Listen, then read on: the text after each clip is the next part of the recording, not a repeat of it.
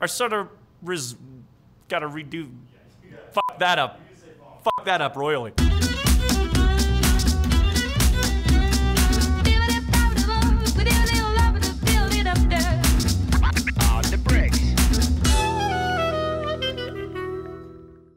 Oh God, it's happening again. I'm in a time sink and nothing has changed. I recognize everything, but at the same time, it's a little bit off.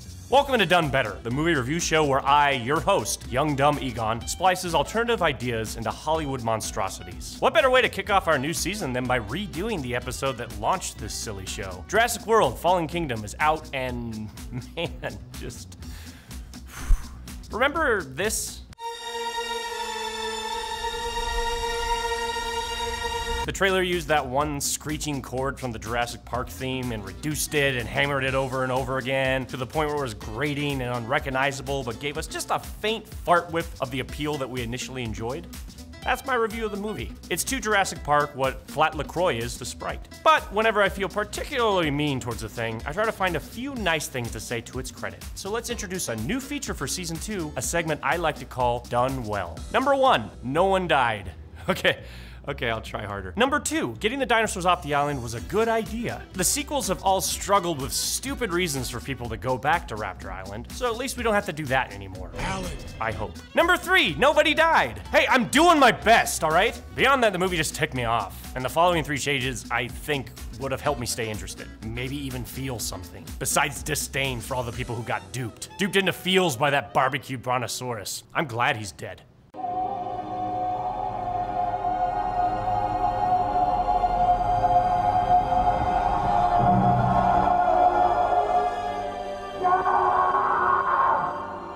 Do it! Come on, kill me, I'm here! Come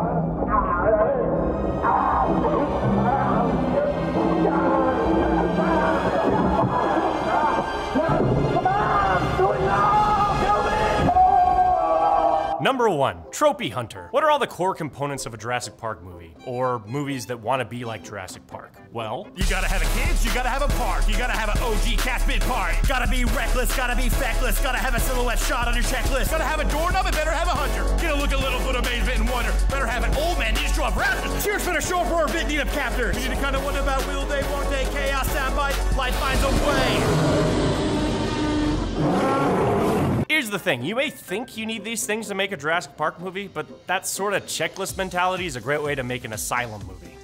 Burn.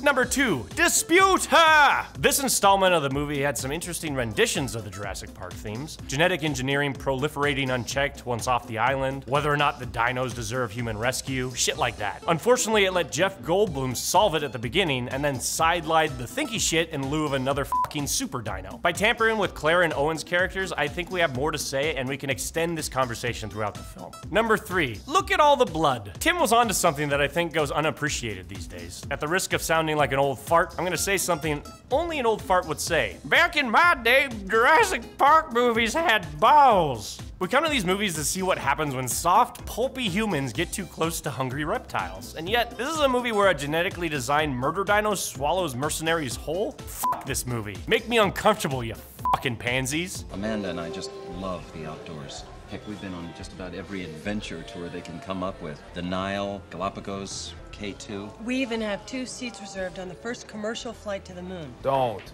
And for our wedding anniversary this year. I know why we're here.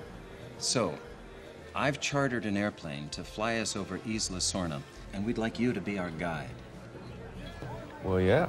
You're the best. So, number 1, Trophy Hunter. These movies are hurting me. The approach feels like the screenwriters are going down a prestige list of thematic motifs to maintain the pedigree of this historic franchise, but it's coming together like a goddamn honey-do list. Here's some changes rapid fire to avoid these tropes and keep my eyes from glazing over. Exhibit A, lose the great white hunter. The man collects teeth for a necklace we don't see and crawls into the cage of an unknown super predator. Muldoon was at the top of his game and still got bested. This character exists literally to open a door and propel the third act. Fuck that. The actor should have threw the flag at this lazy plot himself. Exhibit B, make Owen and Claire a power couple. This whole Ross-Rachel tripe needs to go away, especially if you want me to emphasize with either of them. According to this movie, Claire and Owen rekindled their old romance while surviving a dinosaur apocalypse, and yet still found a reason to end the relationship. Really? Wow, interesting. What could possibly drive two people apart after such a bonding experience? Oh, this. Because you didn't want to live in a van on the side of the road. No, because you wouldn't let me drive the damn van for 5 minutes. I'm chivalrous. Fuck these people. Owen would let her drive his van? Never mind. Clearly these two shouldn't be together if they're that dysfunctional. Who did or didn't call dibs on the driver's seat drove their union to an end? After this? Fuck you, movie. Instead, how about this? After the events of the first film, Owen and Claire together work to establish some sort of diplomatic protection for the islands. Maybe the volcano erupting, threatening to re-extinct the dinos is something they don't agree is what's for the best. Maybe the heroes explaining that discussion gives the movie a chance to dig into some fun ideas. Maybe when Claire's approached by the dude from the ritual, she's alarmed and unsettled to discover that Owen also heard his offer and didn't mention it. Our heroes deciding what's best to let the dinos die together would be interesting.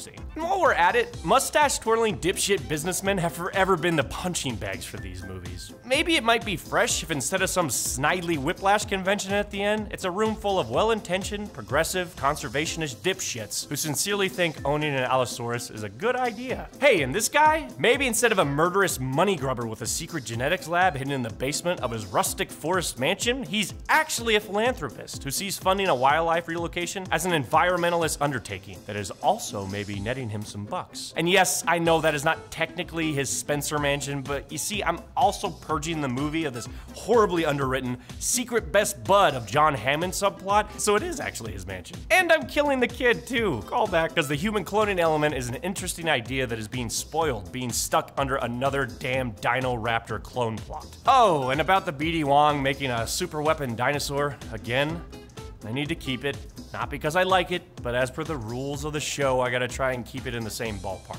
So, maybe BD Wong is a secret asshole. Maybe he needs blue for all the stupid mother genetic imprinting reasons we have in the movie. Maybe blue is the key to the troubles that are keeping his super monster from being viable. Maybe he shows up at the auction at the end, the only real asshole in a room full of misguided do-gooders. And maybe it gets out, fine. One desperate scientist from InGen turning to the military-industrial complex for funding would make sense, especially if, say, being a part of Jurassic World had left him blacklisted from the field otherwise. He wants blue, but he's essentially a big wrench in the otherwise benevolent plan. Oh, and side note, we're gonna need to bring a few more dinos back to the mainland. I know life finds a way, but one Velociraptor and one T-Rex and one Friar Tuck dino aren't going to drastically usher in a new era of dinosaurs. I don't know a lot, but it takes two to tango, and long necks don't play with three horns.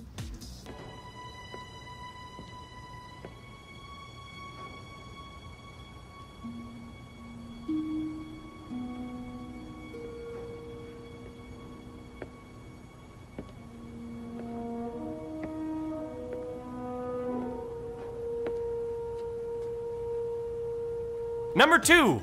We're only at 2? Damn, okay. Well, 3 will be quick, trust me. Okay, so our version of Owen and Claire spend a lot more time deciding together that, in fact, as sad as it is for this Brontosaurus, dinos getting off the island is no bueno. Claire can agree with Goldblum, while Owen is enticed by this idea of the dino rescue initially. When Claire's like, actually, Owen, it's bad news for everyone. Big picture, if they get off that island. Or flip it, I don't care, as long as they both agree at the end that this dude's idea of conservation must be stopped. So they agree to go with him, with the secret plan of messing the whole thing up. Yes, Claire and Owen, in Done Better, Fallen Kingdom, are sort of reverse eco-terrorists.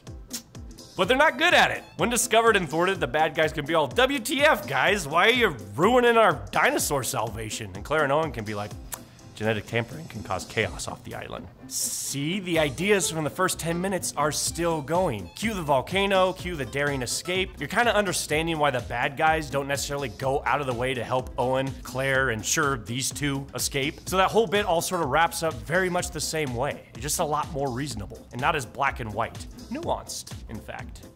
Claire and Owen want to call the cops on this unsanctioned auction, but the hired PMC and this guy are still baffled at their attempted sabotage, so they just keep them locked up until it's over and they can see it's fine. But then BD Wong's untrained little terror monster escapes thanks to Owen letting one dinosaur out, perfectly encapsulating his and Claire's hypocrisy. And in response to Claire and Owen's terrorist actions against his noble aspirations, this guy, out of desperation and revenge, unleashes their initial fear: dinosaurs loose on society.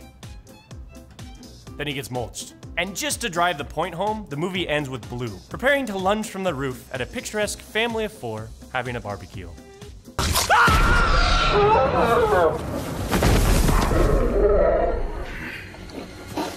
Wheatley, you son of a bitch!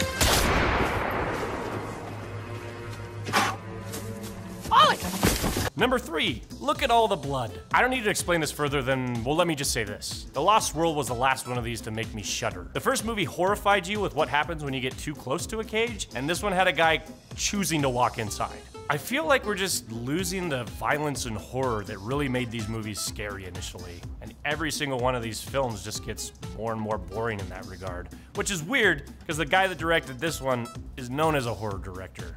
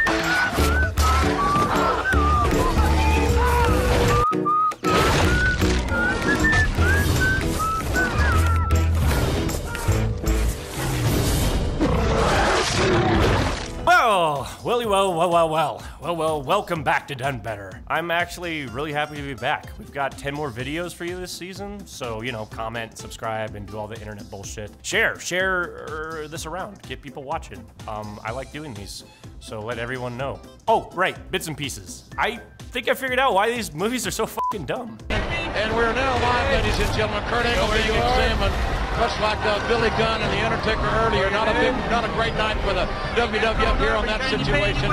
Kurt being looked at. His neck, he had a broken neck. Right in the gut of the rattlesnake. Well, right hands it. Here comes some help. Here comes the game. Kurt Angle, watch your back. Here comes Triple H. Kurt, you got company. Look out. Now Angle from behind. Somebody get that sledgehammer out of the ring. Damn sledgehammer lying in the ring, ominously. This has turned into nothing more than a handicap match. 2 men versus the rattlesnake. There's Triple H here. Oh, to take the Rock's place. Kurt Angle, turn it. Now, by God, we got a tag team match. Oh, yeah, by God, we got a tag team match now. These were the Heart of Texas. I can't believe the way Stone Cold is fighting. He's in against the gold medal winning WWF champion and this 450-pound Rikishi, and he's still holding his own. And Rikishi knocked to the apron with a right hand. Run, Kurt, run! Triple H just took out the referee. Then the goal. Oh my God, Triple H just hit Austin with the face of a sledgehammer. What? What is this? What the hell is that? What the hell is that? So, you could use the laser targeting system to paint an enemy combatant and signal your genetically modified weaponized dinosaur with a sonically emitted triggering mechanic housed on the underside of your semi-automatic rifle, or you could,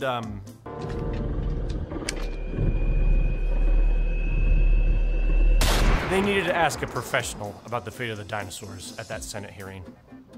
Hi. Thank you for waiting. We've been running a little bit behind today. We meet, a group of us, many years of experience. We have a look and we see what we can see. Murder. Silence, please. Are you suggesting the Almighty is taking matters in his own hands? The space asks for interruption. When it happens, it's a moment of pure panic and confusion. All previous expectations are obliterated. There's a second of elation. The rules are being broken here. I'm not sure I know what you're talking about. The gods wait to delight in you.